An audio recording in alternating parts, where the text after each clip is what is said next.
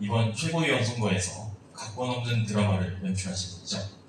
현재 법사위에서 열심히 활동하고 계시는 전현희 최고위원님 모시고 명품백 수수 사건의 본질에 대한 특강을 청해 듣도록 하겠습니다. 큰 박수로 모십니다.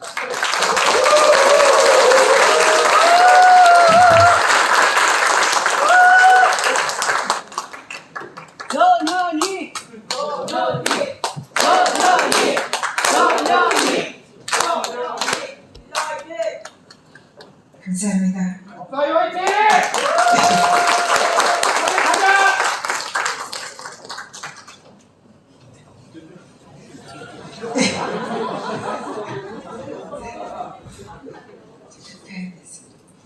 안녕하세요. 반갑습니다. 전현희입니다. 네, 우리 상당구 당우동지 여러분들, 이번에 두 번째 이렇게 찾아뵙는데요. 전에 우리 이강일 위원장님이 국회의원 당선되기 전에 올리풀인가요? 네, 그 리조트에서 우리 그때 지역위원회 행사할 때 그때도 강연으로 윤석열 정권을 향해서 불화살을 쏘겠다 뭐 이런 주제로 강연을 했던 기억이 있습니다. 오늘 또 이렇게 만나뵙게 돼서 굉장히 반갑고 또 아주 친근감을 느끼는 그런 좋은 시간인 것 같습니다. 초청해 주셔서 감사합니다. 제가 최고위원이 됐고 두 번째 강연입니다. 우리 이강일 의원님께서 입도 선배를 하셨습니다. 사실 오늘 가야 될 장수가 많은데 보궐선거 뭐 지원도 가고 뭐 이렇게 해야 되는데 다 취소하고 달려왔습니다. 지난번에 최고위 선거 때 많이 응원하고 도와주셔서 진심으로 감사드립니다. 여러분들의 뜻과 또 성원 잊지 않고 열심히 하겠습니다. 그리고 오늘 이 자리가 저한테도 의미가 있는 것이 마이크가 좀 잘 나옵니까? 네, 그 민주당의 노동존중 실천단이라는 그런 이제 한국노총과 민주당 국회의원들이 함께 연대를 해서 노동의 가치를 실현하고 국회에서 지원하는 그런 단체랄까 뭐 그런 게 있습니다. 근데 내일 출범식을 합니다. 그래서 민주당 국회의원 53분이 실천단의 단원으로서 활동을 하고 그 단장이 이제 바로 제가 단장으로 내일 출범식을 합니다. 네. 그래서 노동의 가치 실현과 우리 노동자들의 권익 향상을 위해서 민주당에서 책임지고 그 역할을 해야 되는 그런 입장인데 오늘 이 청주상당의 노동위원회 또 출범식에 함께하고 강연도 하게 돼서 개인적으로도 굉장히 뜻깊게 생각을 하고 다시 한번 우리 노동의 가치와 그리고 노동의 그런 권익 향상 이런 부분에 제가 어떻게 힘이 되어 드릴까 이런 생각을 하는 그런 소중한 자리가 된 것 같습니다.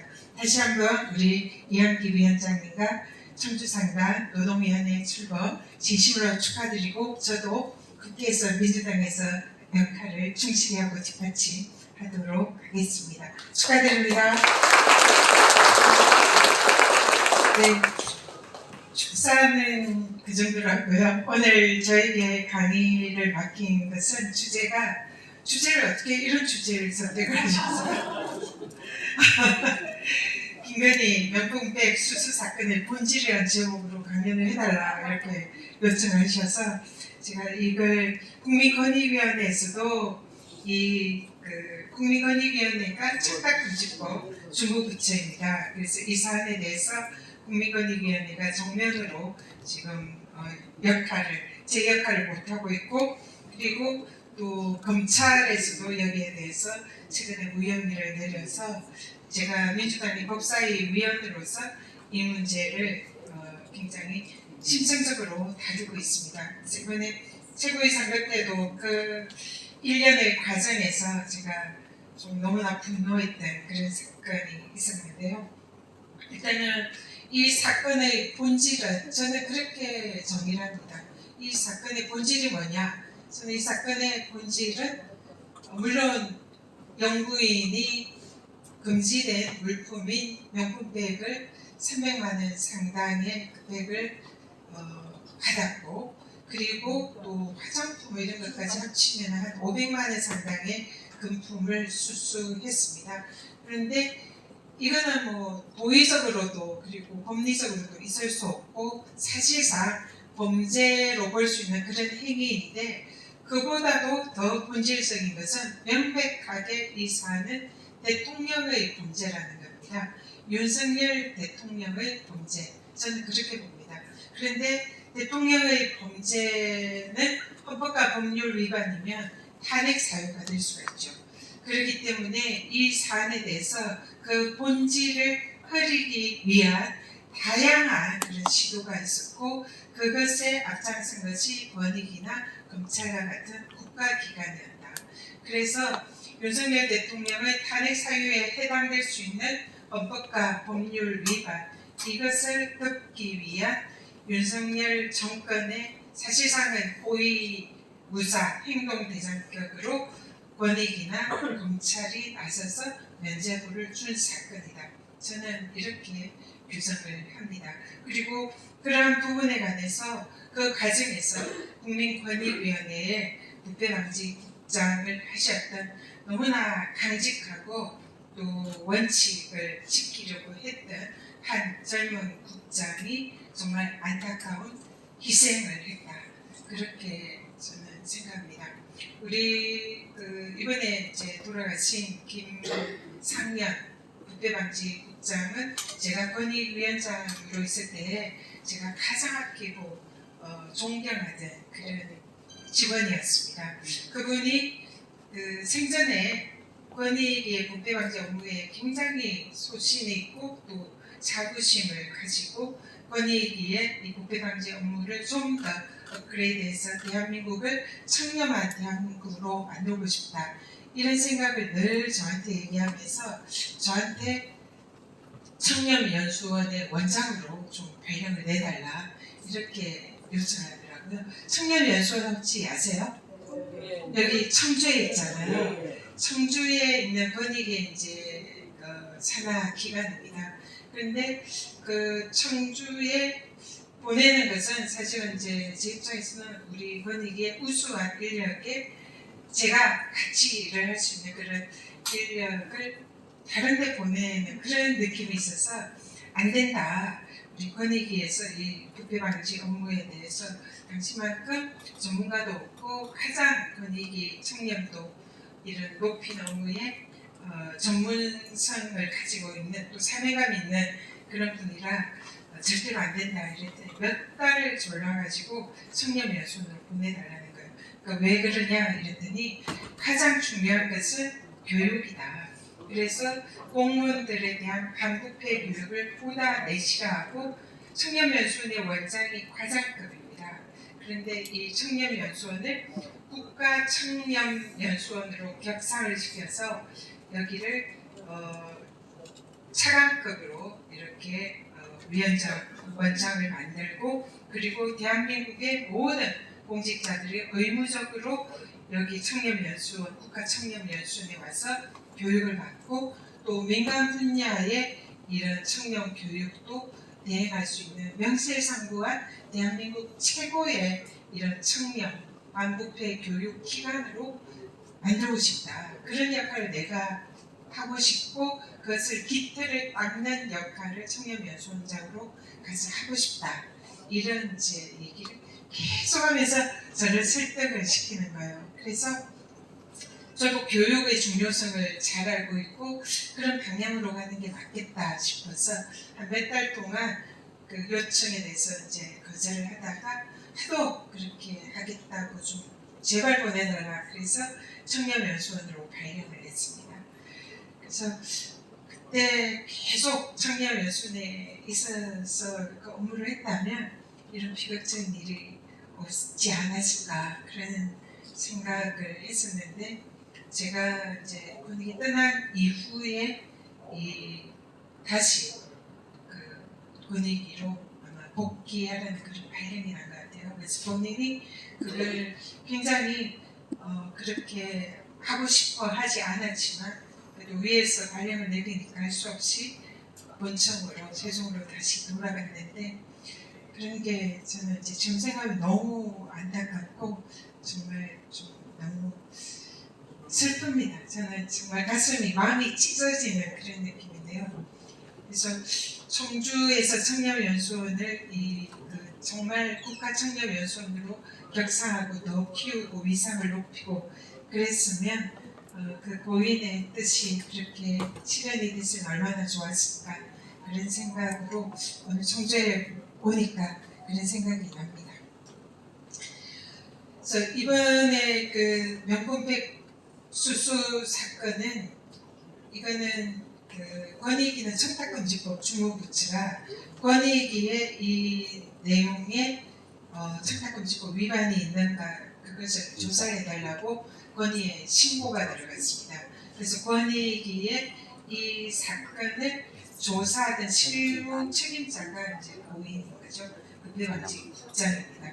그래서 여기에 대해서 권익위의 통상의 기준으로는 이 경우는 제가 아는 권익이라면 무조건 이거는 청탁금지법 위반입니다. 왜냐하면 권익위의 청탁금지법 규정은 지금 언론들이 얘기하는 대로 대통령의 배우자는 처벌 규정이 없는 것은 맞습니다. 이 법은 공직자를 대상으로 하는 법입니다. 공직자를 대상으로 하기 때문에 항상 이 법의 위반 여부가 올 때는 공직자의 청탁금지법 위반 여부를 따지는데요. 다만 권익위의 청탁금지법에 보면 배우자 그리고 친족, 가족들이 이런 청탁금지법에 금지된 물품을 받을 때는 공직자가 어떻게 해야 한다. 이렇게 법에 규정이 되어 있습니다. 그래서 이 사안은 공직자를 떼놓고 생각할 수 없는 사안이지만 공직자의 가족, 배우자의 경우에는 고기를 처벌하라는 게 아니라 공직자를 처벌하라는 것이 이 법의 정신입니다. 그렇기 때문에 당연히 이 대통령 배우자의 명품백 수수가 신고가 들어오면은 조사는 대통령, 공직자를 해야 되는 거죠. 근데 이 권익위에서는 그것을 눈을 딱 감고 공직자의 배우자, 법의 규율 대상이 없는 김건희 여사의 청탁금지법 위반만을 본 것입니다. 그러면 그거는 처벌 규정이 없으니까 그걸 면죄부를 준 거는 그거는 법의 규정이 없다. 이번에 법사위에서 법무부 장관이 제가 이거에 대해서 문제가 있다. 검찰의 무혐의 결정이 문제가 있는 거 아니냐 이랬더니 법무부 장관이 처벌 규정이 없다. 법 규정이 없다. 권익위원장 출신의 의원님이 법 만드시라. 이런 식으로 답변을 하더라고요. 근데 법 규정이 없는 게 아닙니다. 제가 본질이 뭐라고 했습니까? 공직자인 대통령의 범죄라고 했잖아요. 그게 청탁금지법 정신입니다. 공직자는 자신뿐만 아니라 자신의 가족까지 이런 불법적인 뇌물, 금품을 수수하지 못하게 관리 감독할 의무를 공직자에게 준 거예요. 그렇기 때문에 이 사안이 신고가 들어오면 당연히 공직자인 대통령이 그 의무를 다했냐를 살펴봐야 되는데 마치 일반인인 것처럼 그냥 일반인이 대통령 영부인은 법 규정이 없으니까 무혐의다. 이건 옳지 않은 것이고. 그래서 이 문제에 대해서 권익위의 판단은 틀렸다. 그래서 억지로 이 면죄부를 주려고 권익위의 통상의 그런 기준과 다른 판단을 했다. 그래서 그 과정에서 실무 책임자인 국장은 너무나 괴로워했다. 이렇게 보고 있습니다. 그리고 또 이 권익위에서 당시에 무혐의 결정을 하면서 그 명품백을 준 최재형 목사는 외국인이기 때문에 이 경우에는 청탁금지법 위반이 아니다. 이런 말을 했는데 그것도 틀렸습니다. 청탁금지법의 규정에 보면 청탁금지법은 누구든지 공직자에게 부정 청탁을 해서는 안 된다.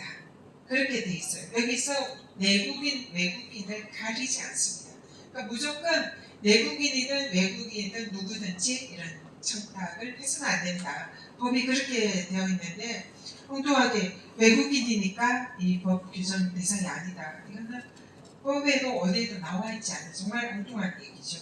그리고 또 이 청탁금지법에 보면 공직자는 배우자가 이 수수금지 물품을 받았을 때는 그것을 즉시 신고하고 반환하도록 되어 있습니다.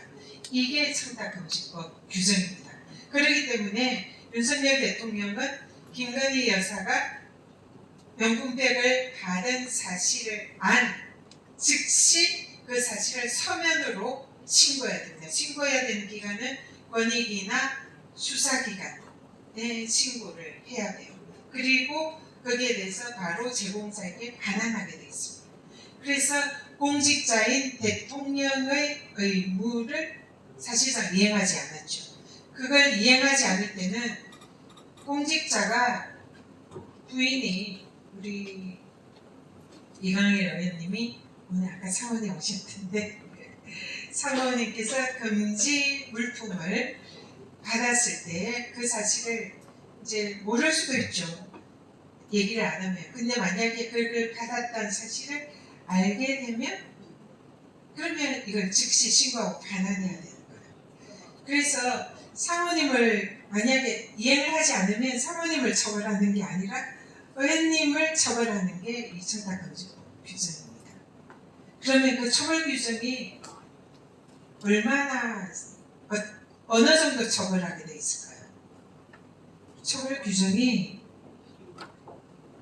굉장히 셉니다. 아주 셉니다. 그런 신고와 반환 의무를 하지 않으면 징역 2년 그리고 3천만 원, 2천만 원, 2천만 원 이하의 벌금 혹은 이렇게 하도록 되어 있어요. 그래서 그냥 이 법의 정신은 이런 걸 아예 받지 말라는 거예요. 부인도 가족도. 그리고 그걸 받으면 그걸 안공직자 즉각 신고하고 반환해서 그걸 못 받게 가족을 잘 관리하라. 이게 청탁금지법의 정신이에요. 그런데 권익위와 검찰은 이 대통령 공직자 부분을 쏙 빼고 마치 일반인의 부인처럼 취급을 한 거죠. 일반인은 이 법의 규정 대상이 아니에요. 공직자만 규정 대상이라 했잖아요. 근데 엄연히 대한민국 대통령의 부인이 받은 것을 마치 일반인의 부인처럼 그냥 일반인은 이 법이 적용이 안 되니까 면죄부를 주는 이런 식으로 결정을 한 거예요. 그러니까 이 나라의 권익이나 검찰이 얼마나 썩었는지 알 수 있는 거죠. 이게 만약에 야당의 민주당의 국회의원이 이 부인이 이런 일을 했다 이러면 바로 구속할 수도 있는 그런 사안인 거죠. 그런데 이번에 그런 눈 가리고 아웅하는 그냥 일반 국민들 듣기에는 청탁금지법에는 일반인인 배우자의 처벌 규정이 없으니까 면죄부를 줬어. 그럴 수 있겠다 싶잖아요.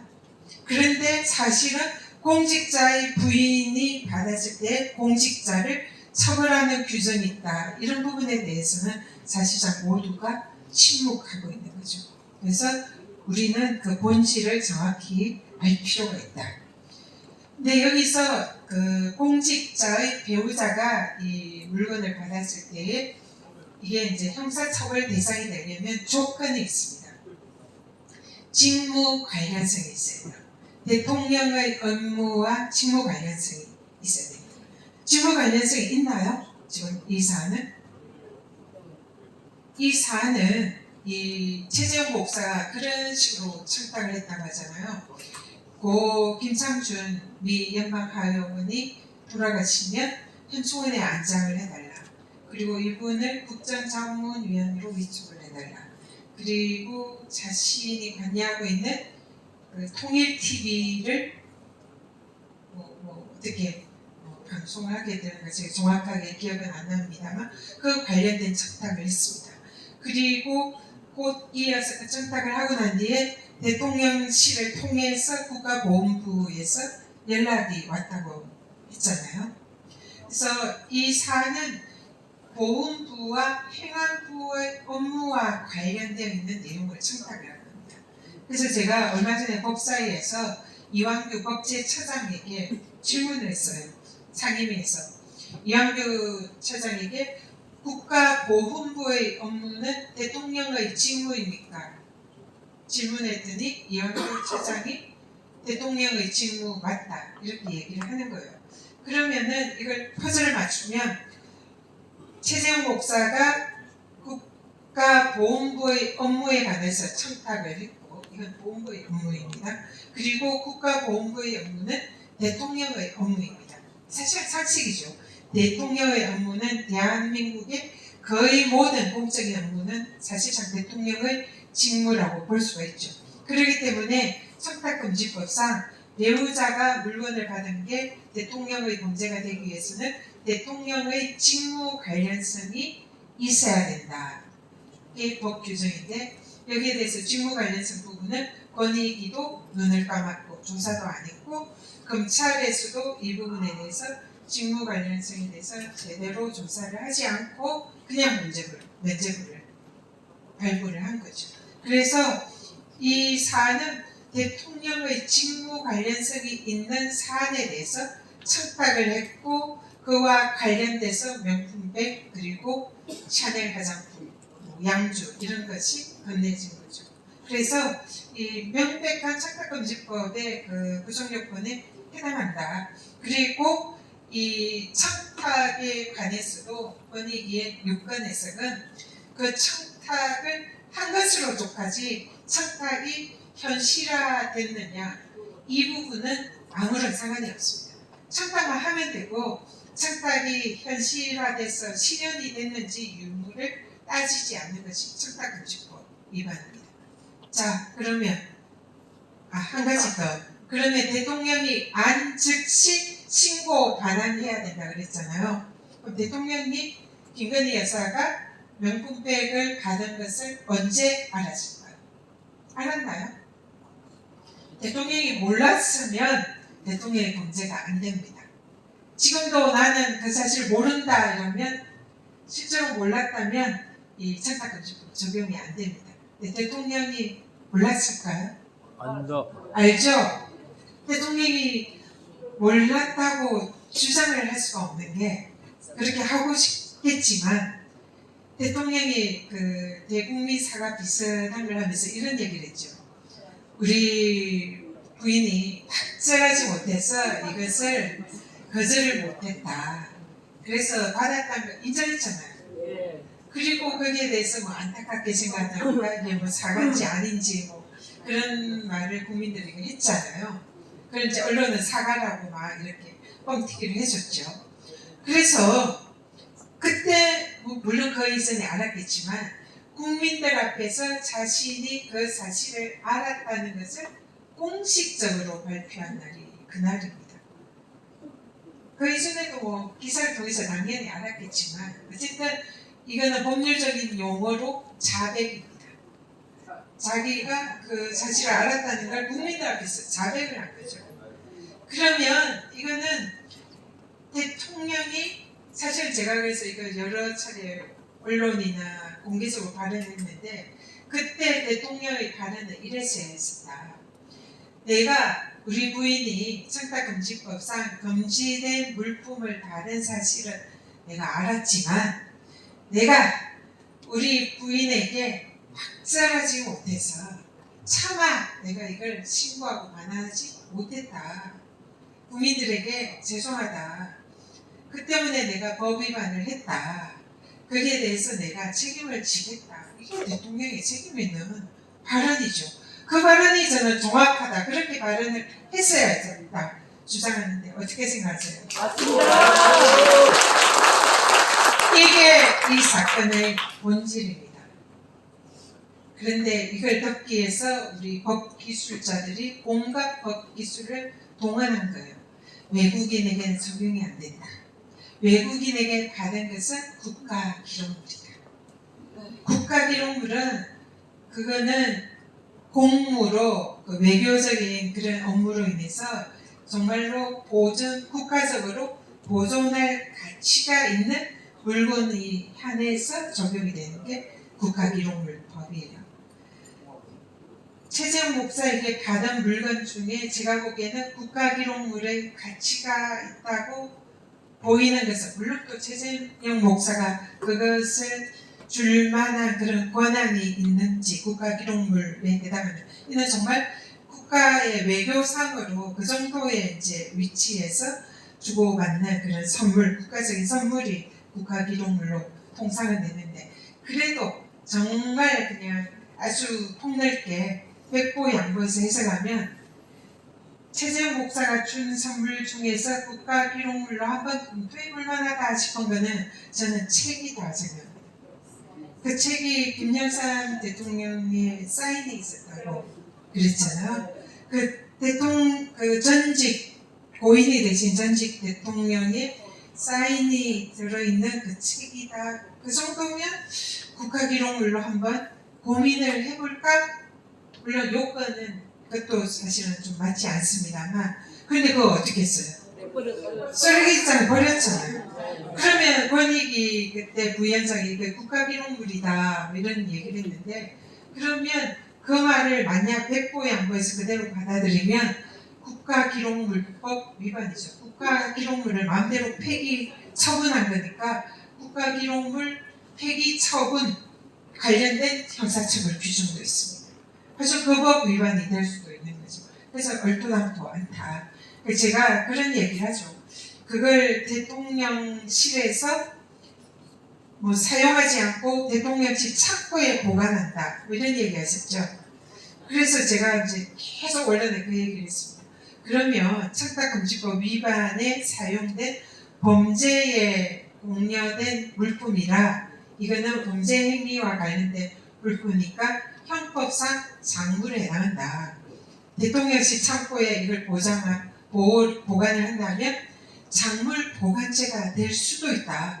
그것도 한번 검토해봤다. 이 얘기를 제가 계속 했더니 그 다음에 대통령실 창고 얘기가 잘 안 나오더라고요. 그런 부분도 있다. 그리고 또 하나, 대통령 부인은 이제 김건희 여사가 그러면은 그 자체로 처벌할 수 있는 규정이 있을까? 이것도 궁금하잖아요.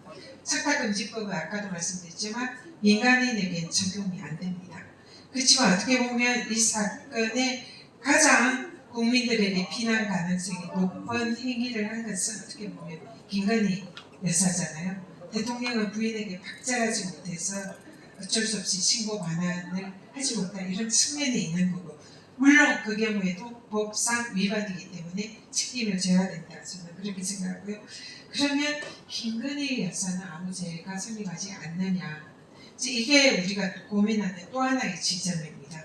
그럴 때 우리가 윤석열 대통령이 특검 검사로서 국정농단 수사를 했잖아요. 그때 들이댔던 그 잣대를 이 김건희 여사의 명품백 수수에 들이대면 우리는 또 다른 또 참고가 될 만한 이런 법리가 나온다. 그때 박근혜 대통령이 최순실 그 국정농단 사건의 공범에 사실상의 최순실이 받은 그런 금품에 대해서 박근혜 대통령에게 경제 공동체라는 그런 이론을 대면서 이거는 제3자 뇌물죄에 해당한다. 그렇게 수사를 한 사람이 누굽니까? 윤석열. 그 최순실은 박근혜 대통령의 아주 가까운 지인이었죠. 그런데 김건희 여사는 누굽니까? 대통령의 가족이잖아요. 이거는 제3자까지 가지 않아도 이거는 누가 봐도 김건희 여사에게 준 것은 대통령에게 준 것이라고 이론 구성할 여지가 많은 거죠. 저는 단정적으로 표현하지는 않겠습니다.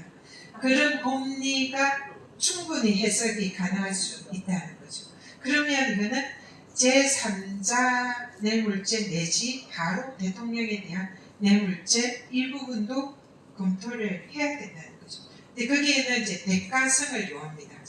청탁금지법은 대가성이 필요 없어요. 그냥 금품 자체 수수를 못하는 거고 뇌물죄가 되려면 그걸 주는 대신 대가를 요하냐.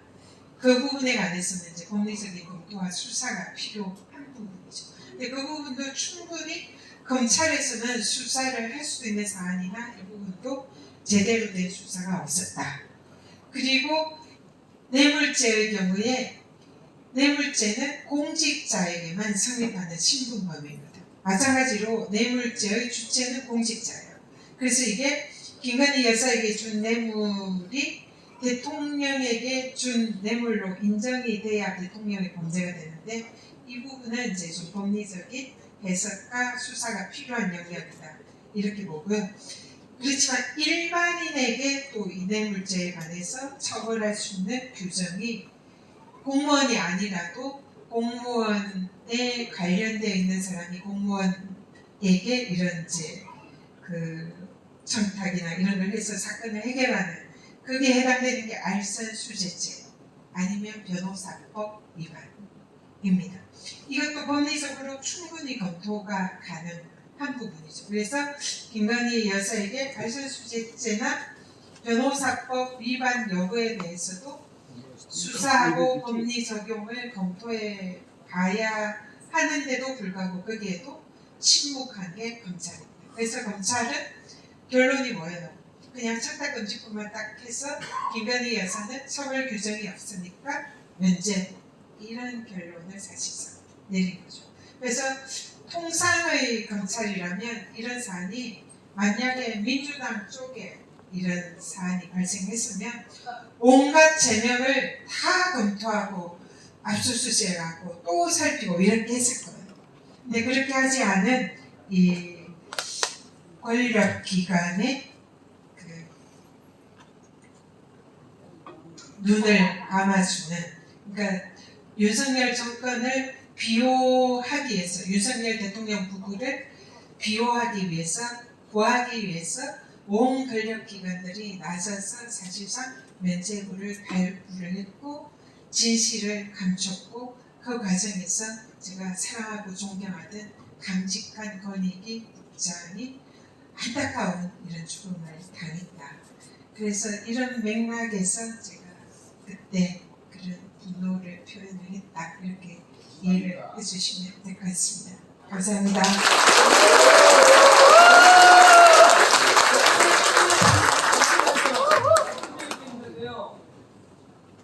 몇 가지 제가 써온 게 있는데 전혀 이 의원님한테 그냥 따로 제가 듣겠습니다.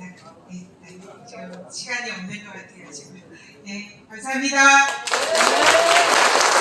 네, 지금까지 명분백 수사 사건의 본질에 대한 특강이었습니다. 다시 한번 큰 박수 부탁드리겠습니다.